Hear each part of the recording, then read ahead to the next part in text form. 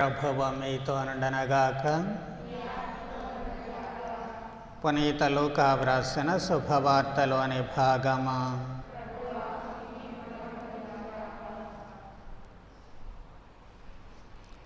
ఇరవై 21వ అధ్యాయము మొదటి 4 వచనములు. దేవాలయమున కానుక పెట్టెలో తమ కానుకలను వేయుచున్న ధనికులను యేసు చూచెను.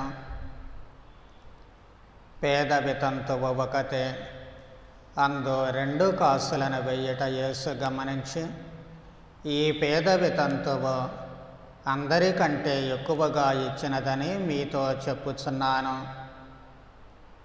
వారలు తమ సమృద్ధి నుండి కానుకలిచ్చారే, కానీ ఈమె తన వద్దనున్న కొంచెమును, అనగా తన సమస్త జీవనమును సమర్పించినది అని పలికెను.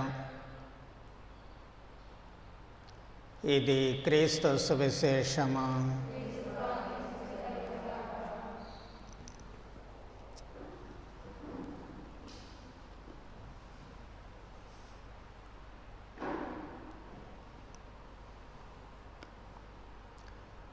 సంపదలు మనిషిని ఆడిస్తాయి అని చెప్పి పెద్దలు అంటూ ఉంటారు.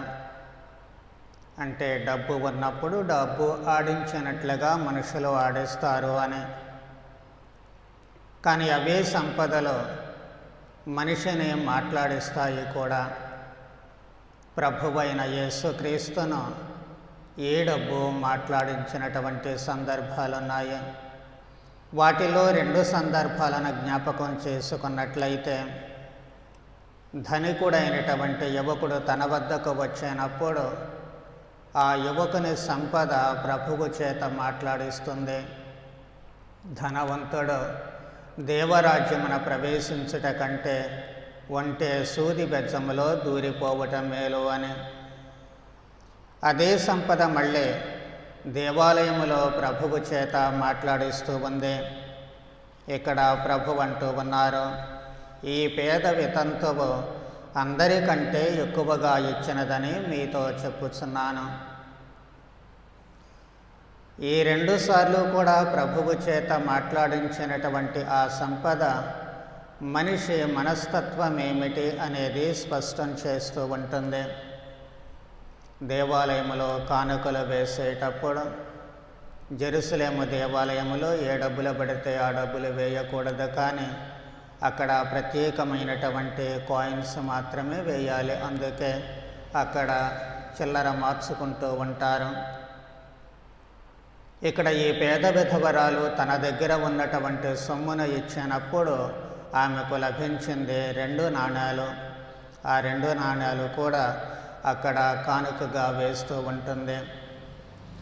ప్రభువు చేత మాట్లాడించినటువంటి ఈ సొమ్ము మనకు ఒక ప్రముఖమైనటువంటి విషయాన్ని నేర్పుతూ ఉంటుంది. ప్రభువేం చెబుతూ ఉన్నారు, ధనికులు తమకు ఉన్నటువంటి సమృద్ధి నుండి కానుకలు ఇస్తూ ఉన్నారు. అంటే వాళ్ళ దగ్గర సమృద్ధిగా ఉంది, దానిలో నుంచి కొంత ఇస్తూ ఉన్నారు. మరో మాటలో చెప్పుకోవాలి అంటే, తమకు మిగిలినటువంటి దాంట్లో నుంచి దేవునికి కానుకలు ఇస్తూ ఉన్నారు. దేవునికి అదే ప్రాప్తము. అంటే వాస్తవానికి తెలుగులో స్పష్టమైనటువంటి మాట లేదు, కానీ ఆంగ్ల భాషలో అయితే దేవుడు what he deserves is what is surplus. మన దగ్గర మిగిలినటువంటిది దేవుడికి కానుకగా ఇస్తాము. అది వాళ్ళ భావము, ధనవంతుల లేక ఉన్న వాళ్ళటువంటి భావము. కానీ పేద విధవరాలు అక్కడ తనకు మిగిలినటువంటి దాంట్లో నుంచి దేవుడికి కానుకలు ఇవ్వడం లేదు, కానీ త్యాగము చేసి మరీ కానుక ఇస్తూ ఉంటుంది. దేవునికి కానుక ఇచ్చేటువంటి విషయంలో మనిషికి ఉండాల్సినటువంటి మనస్తత్వం ఏమిటి అని ప్రభువు ఇక్కడ స్పష్టం చేస్తూ ఉన్నారు. మన దగ్గర మిగిలింది ఇవ్వడం కాదు, మనం త్యాగం చేసి ఇవ్వాలి.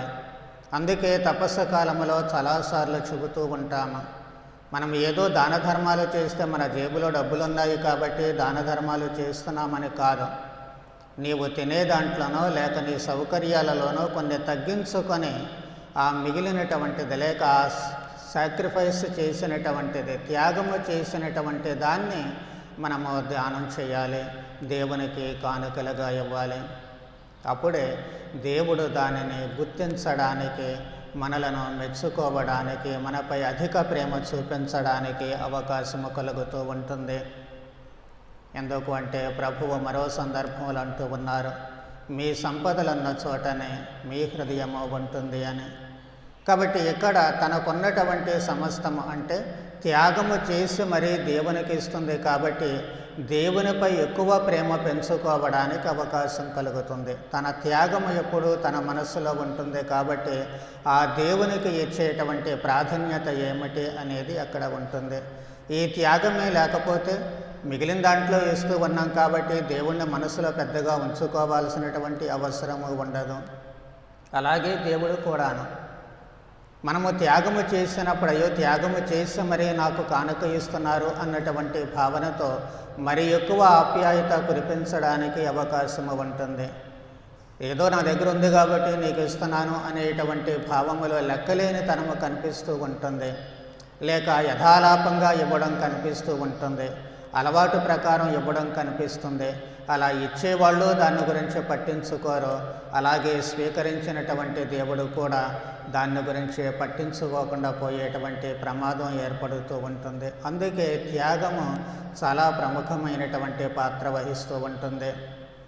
గత విచారణలో పనిచేసేటప్పుడు ఒకసారి పూజ అయిన తర్వాత బయట ఓ చిన్న పాప ఏడుస్తూ కనిపించింది.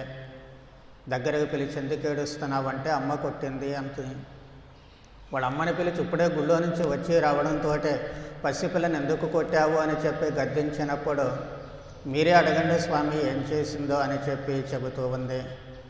ఏం తల్లి ఏం చేశావు అంటే అప్పుడు చెబుతుంది, స్వామి అమ్మ నాకు 2 నోట్లు ఇచ్చింది చందా వేయమని.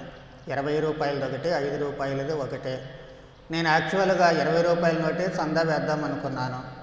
కానీ ఈరోజు ప్రసంగంలో ఏం చెప్పారు, సంతోషంతో ఇచ్చేటువంటి వారిని దేవుడు ఎక్కువగా ప్రేమిస్తారు అని చెప్పి అన్నారు కదా.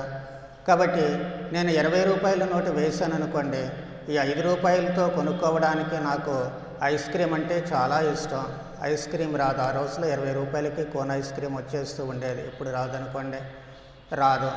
కాబట్టి ఈ 20 రూపాయలు నేను దాచుకొని సంతోషంగా ఉంటాను కదా, 5 రూపాయలు వేయడం నాకు సంతోషం కదా, అందుకే సంతోషంతో 5 రూపాయలు ఇచ్చానండి. కానీ అమ్మేమో 20 రూపాయలు వేయకుండా 5 రూపాయలే వేసావని కొట్టింది అని చెప్పి ఏడుస్తూ ఉంది. నేను తేరుకునే లోపే వాళ్ళు అక్కడ నుంచి వెళ్ళిపోయారు.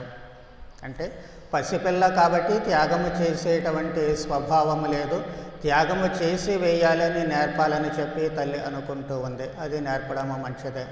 కాబట్టి ఎవరు ఏమిటి అనేటువంటిది కాదు, కానీ మనము దేవుని వద్దకు వచ్చేసరికి త్యాగము చేయాలి. ఈ కరోనా వచ్చిన తర్వాత చాలామంది టెలిఫోన్లలో ప్రార్థనలు చేయించుకుంటూ ఉంటారు. అందులో ఒకరు స్వామి అకౌంట్ నెంబర్ ఇవ్వండి ఫాదర్ అని చెప్పి అడిగారు. ఎందుకు అంటే కానుక వెయ్యాలి అని.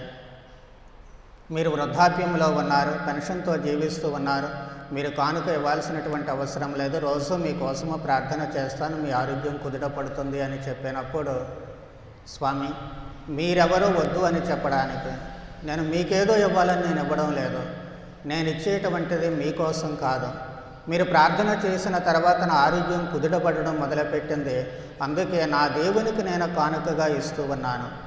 నేను దేవునికి కానుక ఇస్తే దేవుడు నాకు వరాలు ఇస్తూ ఉంటారు, మధ్యలో మీరెవరండి దేవుడి వరాలు నాకు ఆపు చేయడానికి అని చెప్పి ప్రశ్నిస్తున్నారు. నిజంగా ఆలోచిస్తే వాస్తవమే అది.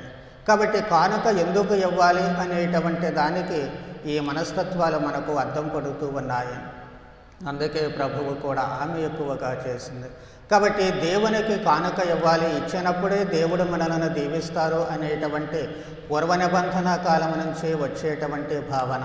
కానుక ఎందుకు, దేవుడికి ఏమన్నా డబ్బులు అవసరమా అనేటువంటిది కాదు, కానీ దేవునితో ఆ సంబంధాన్ని పోకుండా కాపాడుకోవడం కోసం, దేవుని మనసులో ప్రథమ స్థానాన్ని సంపాదించుకోవడం కోసం ఏది ముఖ్యమో, దేవుడు ముఖ్యమా డబ్బు ముఖ్యమా అనేటువంటి మనస్తత్వము మనలో ఒక స్పష్టమైనటువంటి ఆలోచనకు రావడం కోసము అందుకే మనము త్యాగము చేసి దేవునికి కానుకలుగా సమర్పించినప్పుడు ఆ దేవుడికి నేను ఇస్తున్నాను అనేటువంటి ఆ సంతృప్తి, మనఃతృప్తి, దేవుని కోసం త్యాగం చేయాలి అనేటువంటి గుణము వస్తుంది. కాబట్టి ప్రతి పనిలో కూడా ఆ త్యాగ నిరతి అనేటువంటిది కనిపిస్తూ ఉంటుంది. అలాగే దేవుడు కూడా మన వైపు చూచినప్పుడు ఏ తల్లి అయినా తన పిల్లలు మంచి పనులు చేస్తే లేక త్యాగాలు చేస్తూ ఉంటే ఎంత ముచ్చట పడుతూ ఉంటారో, ఎంత ప్రేమను పెంచుకుంటూ ఉంటారో, అలాగే భగవంతుడు కూడాను మనము చేసేటువంటి ఈ త్యాగాల ఎడల ఆయన కూడా అధిక ప్రేమను పెంచుకోవడానికి అవకాశము కలుగుతూ ఉంటుంది.